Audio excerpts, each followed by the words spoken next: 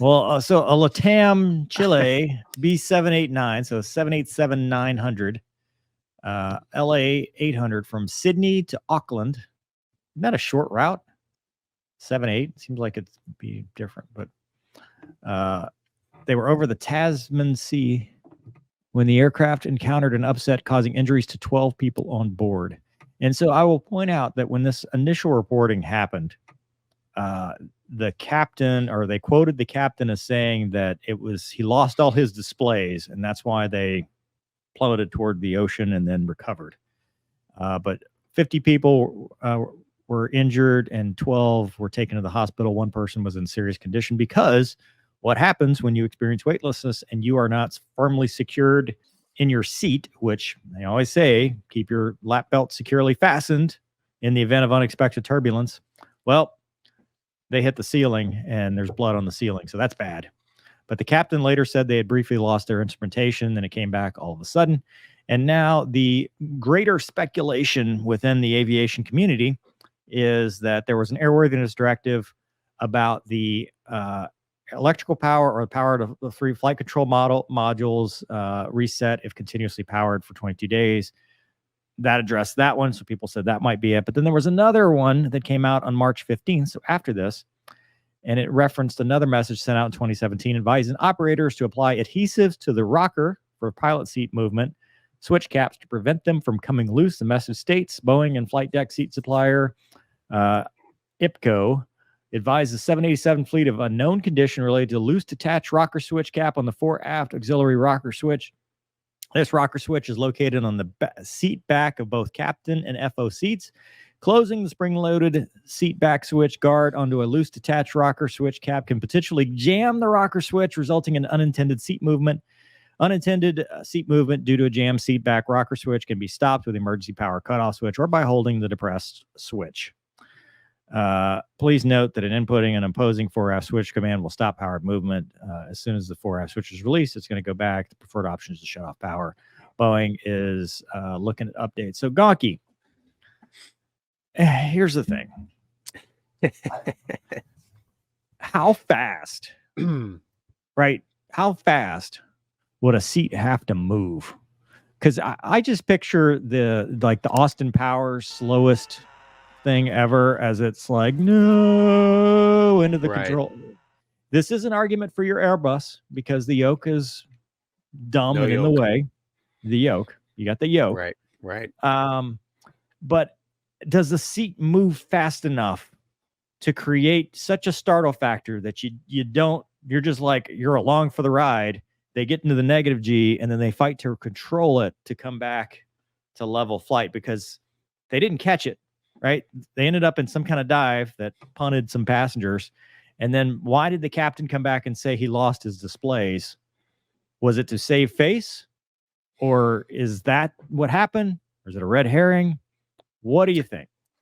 Well, I mean, what I think is just probably all speculation. I take that back. It is speculation. 100%. 100% speculation. 0% factual information other than what I just read you. Even that's not factual. That was speculation too. Yeah, kind of based on what the captain said. I think something happened that probably startled him or them, which caused it. People are so quick to be like, "Oh, it's a Boeing. It's a Boeing." There's probably some, something wrong with their. I don't know. I mean, we'll find out. With that many people, we might. With that many people injured, and with the scrutiny. I mean, the microscope is on Boeing right now, so the people are gonna want to know. And I don't know if you saw, Mover. They went into the factory. It's actually Al Jazeera went into the factory there in Charleston, right where they built them, and they asked the guys and gals building the airplane, "Would you fly on one of these airplanes?" And they asked 15 people, and 10 said no. Are they in contract negotiations though? Is it like some union thing? Because you can watch it for yourself on the old YouTubes. But all I'm saying is, okay, you look at it from a big picture. LATAM, however you pronounce it, might try to hide it. But I think it's going to come out. I mean, people are going to want to know, what about the 787? And it's come out. It's not, like the gentleman who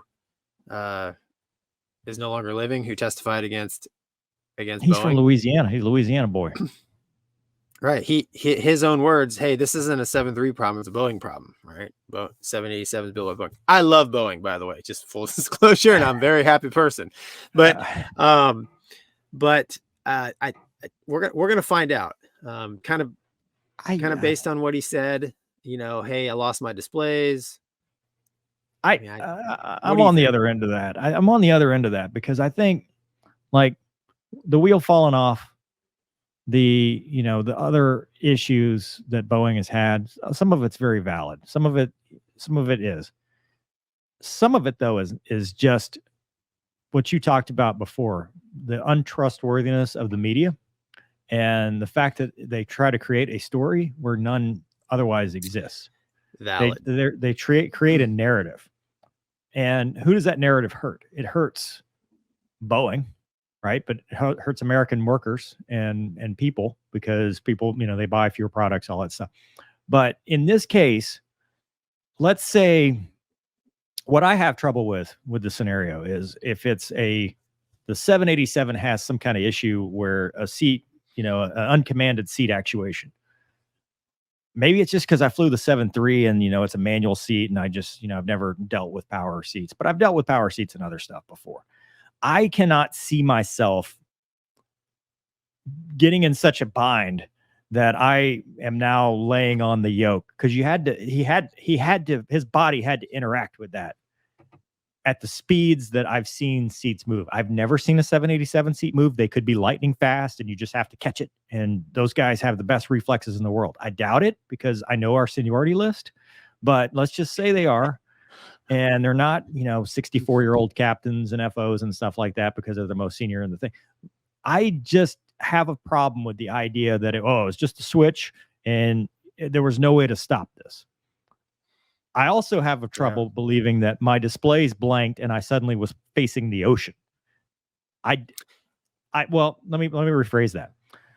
I don't have trouble believing that. I have trouble believing that a professional pilot would suddenly lose control of an aircraft temporarily in that scenario, because they weren't in any kind of spatially disorienting situation. They weren't like turning or anything like that. They were on autopilot at 410.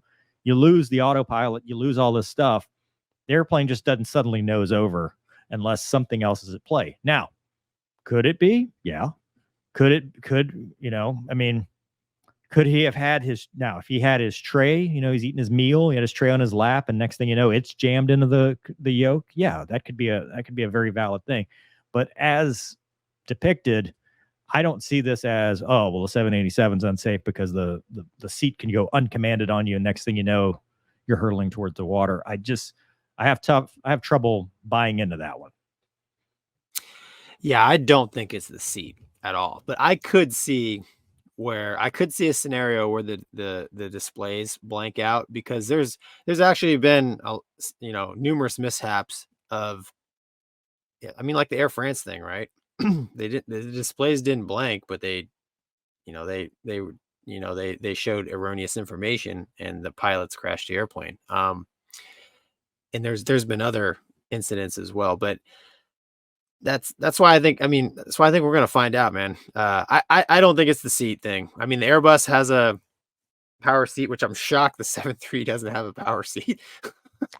Dude, just the violent nature, even with a power seat, I don't think it would be that violent. I think it would be a gradual, because the narrative is right that it slowly hit and it overpowered the autopilot until they were pointed down. But that's not a violent action. A violent action is somebody fell on it.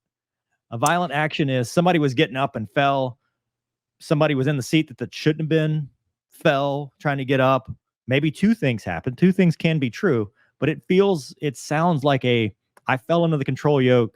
Next thing you know, we're fighting to overpower it to get back up, because you need some kind of negative G. You need some kind of weightlessness. You can't, a gradual thing a gradual overriding of the autopilot is not going to throw people into the ceiling. No, you're right. It needs, I mean, you know, you and I have done plenty of negative G. It's a deliberate bunt, Yeah. right? Yeah.